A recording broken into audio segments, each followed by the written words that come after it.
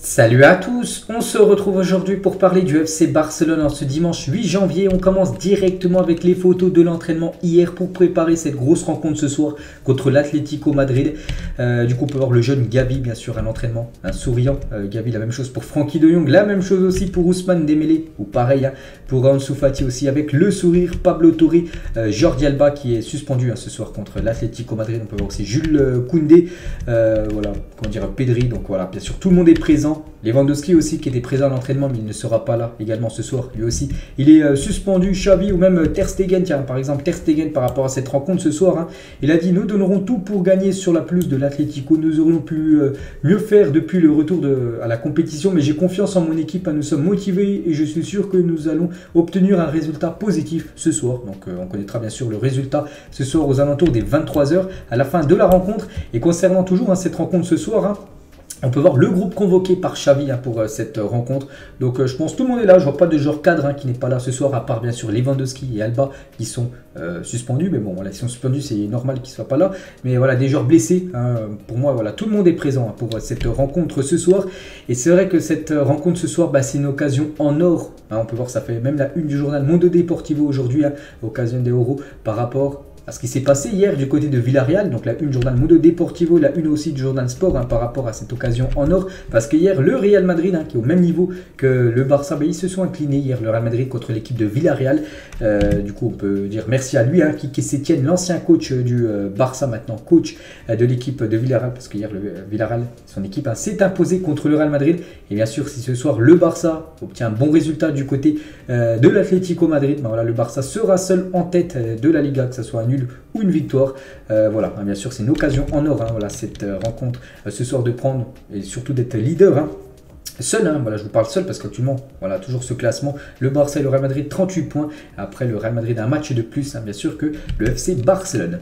Et on revient sur la conférence de presse de Xavi avant cette rencontre ce soir, donc il parle de tout, il parle du match ce soir, il parle du transfert comme d'habitude, donc tout d'abord ça sera un match très difficile ce soir, voilà, pour cette rencontre de Liga. Il a dit: gagner sur la pelouse du Metropolitano serait un grand coup, l'Atlético est un adversaire coriace et nous devrons être plus efficaces que lors des deux derniers matchs. Nous avons plus gagné là-bas depuis 2 ans. C'est vrai que c'est compliqué à chaque fois, bien sûr, d'aller gagner du côté du Wanda Metropolitano. Il parle aussi d'Hector Bellerin. Je ne sais pas ce qui va se passer. Hector est une garantie. Il est actif défensivement et a de la maturité. C'est aussi un de ces joueurs qui élève la voix quand c'est nécessaire. Donc concernant en gros c'est son futur, on ne sait pas s'il sera conservé ou non. N'oubliez pas qu'il est en fin de contrat, en fin de saison. Il va parler du rôle de Baldé. Baldé jouera et sera important. Nous avons 24 joueurs dans l'équipe et il y aura beaucoup de matchs. Baldé sera important. Nous continuerons à parier sur lui. Il jouera normalement ce soir. Il devrait être titulaire vu que Alba est suspendu. Du coup, sur le couloir gauche de la défense, ça devrait être Alejandro Baldé qui devrait être titulaire. Les minutes de Pablo Torre, il a dit: j'étais injuste envers les joueurs qui méritent plus de minutes. C'est normal que quelqu'un pense que j'étais injuste avec lui. L'autre jour, Pablo Torre a fait un bon match. Il va aller de mieux en mieux. Il est très important dans les coups de pied arrêtés. Voilà ce qu'on peut dire. Xavi sur Pablo Torre. Il parle aussi du 11 de départ contre l'Atlético. Ce soir, je ne peux rien dire sur le 11 car les joueurs ne le savent pas. On verra demain. On a des options pour s'adapter aux circonstances de la rencontre.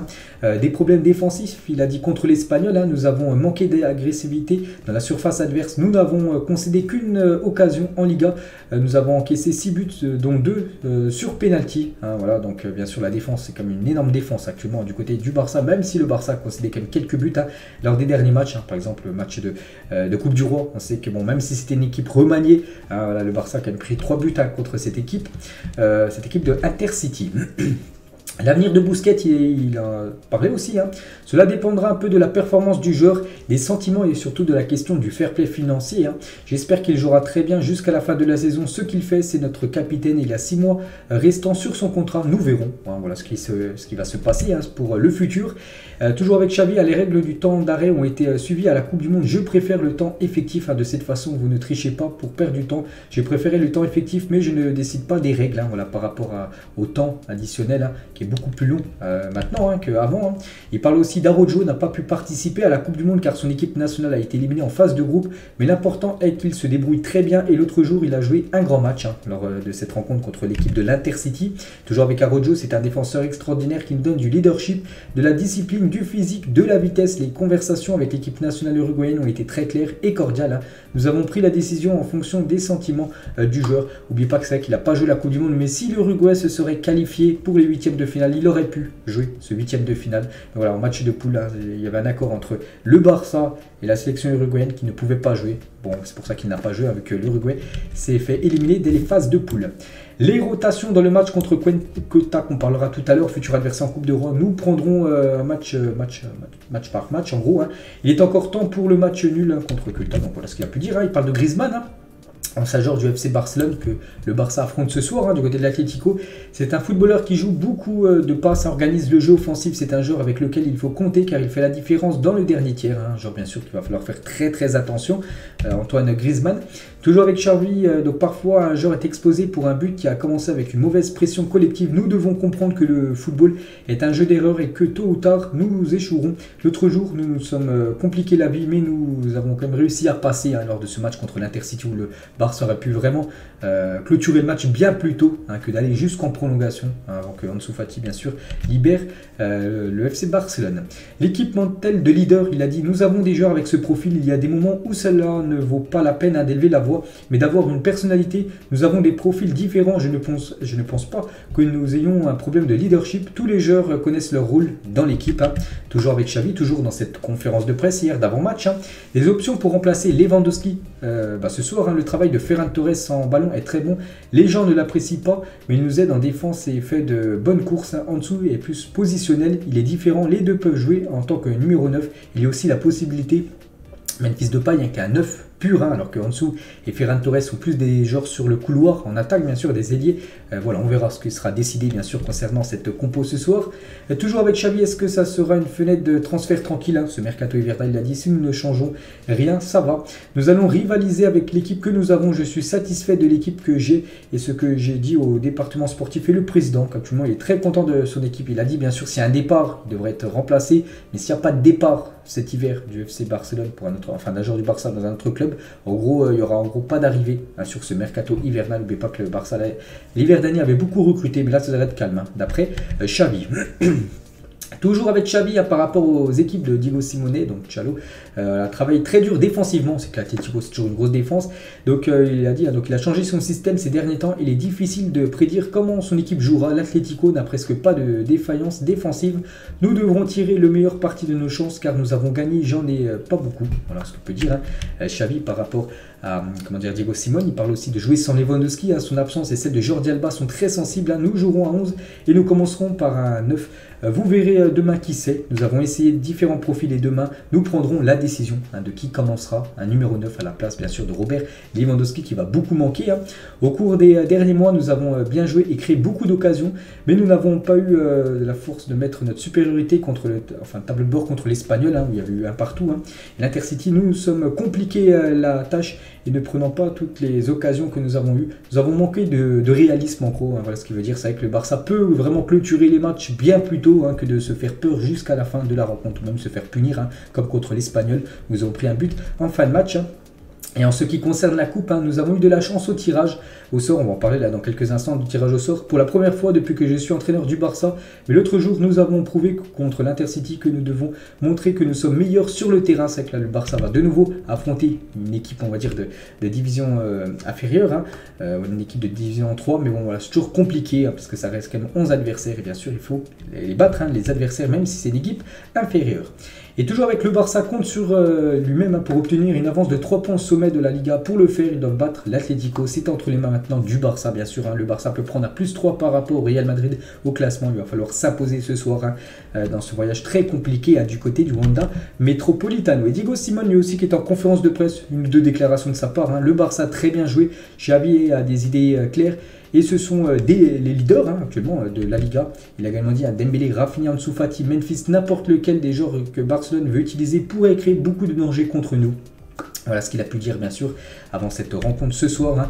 Donc maintenant le match doit se jouer. On a hâte bien sûr de voir ce que ça va donner. Et c'est vrai qu'au front de l'attaque, on veut voir quelle ligne offensive sera alignée. Et par exemple, plusieurs exemples. Hein. Première ligne, hein, Fati, Ferran Torres, Dembélé. Donc pour vous, laquelle peut-être sera alignée? Donc bon, je pense déjà que Dembélé sera aligné. Pourquoi pas mettre la troisième? Moi j'aimerais bien voir la troisième. Hein. En dessous Fati, Depay. Hein. Bon, pour moi, Depay doit commencer. Après voilà, c'est Xavi qui décidera bien sûr. Et Dembélé côté droit. Donc on verra bien sûr ça sera quoi le trio d'attaque ce soir. Et d'après les infos, hein, ça pourrait être, comment dire, Dembélé, Ansu Fati, Rafinha, qui pourraient être les trois attaquants ce soir avec Gavi, Pedri, De Jong, milieu de terrain, Balde, Christensen, Araujo, Koundé en défense et bien sûr Ter Stegen au but. Et pour revenir les gars sur cet adversaire en Coupe du Roi, donc la AD Quetta FC en 8e de finale de Coupe du Roi.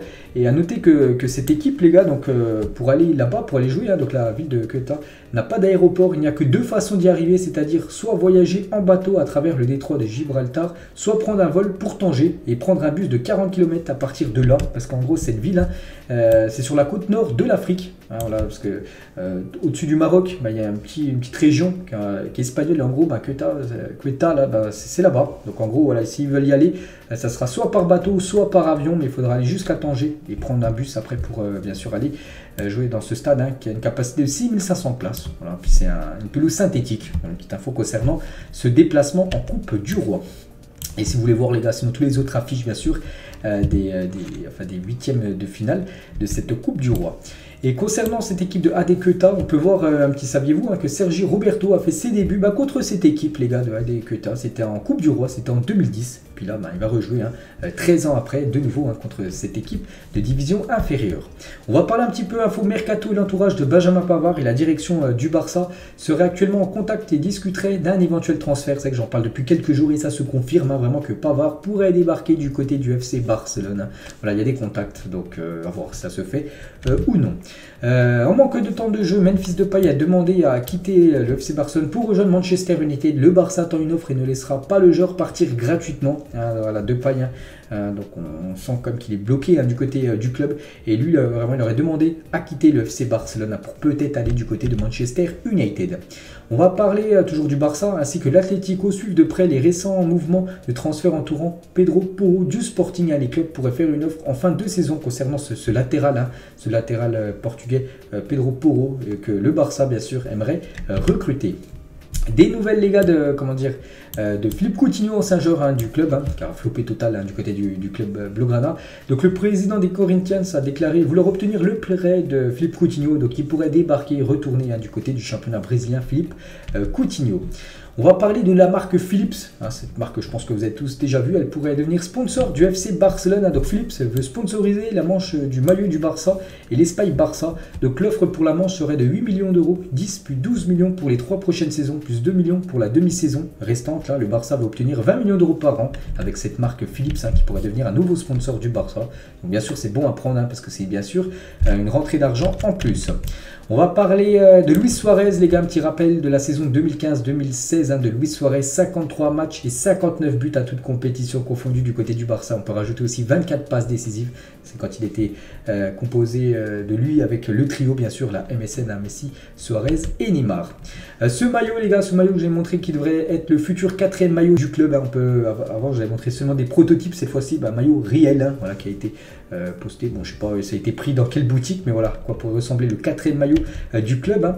Et on finit les gars cet épisode aujourd'hui avec l'équipe féminine et c'est officiel, le Barça n'autorisera pas les gens à entrer au Camp Nou pour le Classico féminin avec en gros le maillot du Real Madrid, ça sera interdit. Voilà, concernant le Classico Barça-Real, aucun supporter avec un maillot du Real Madrid pourra venir du côté du Camp Nou pour ce Classico féminin.